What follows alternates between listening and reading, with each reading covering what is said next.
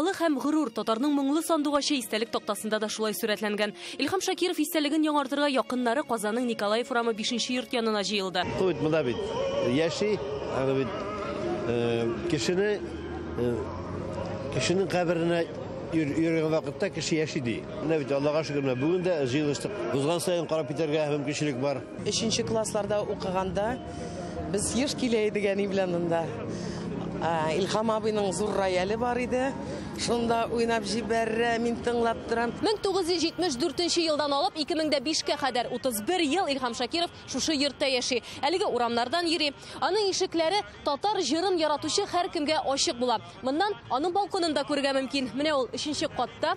Илһам Шакиров шунда чыгып, Казан белән хузурланган һәм яңа җырлар язарга илһамланган.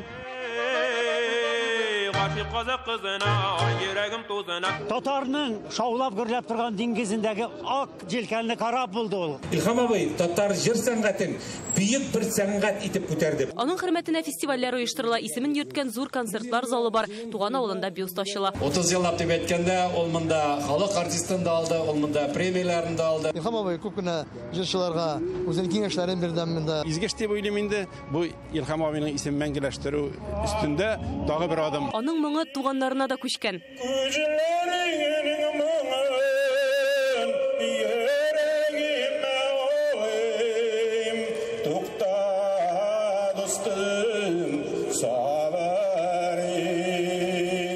Ул безнең тел байлыгыбызда, ул безнең җыр байлыгыбызда. Илһам Шакиров мирасын мәңгеләштерү дәвам итә. 15 октябрьдә яңа бистә зиратында хәбәр ташы куелачак. Мин биттире юлдызыма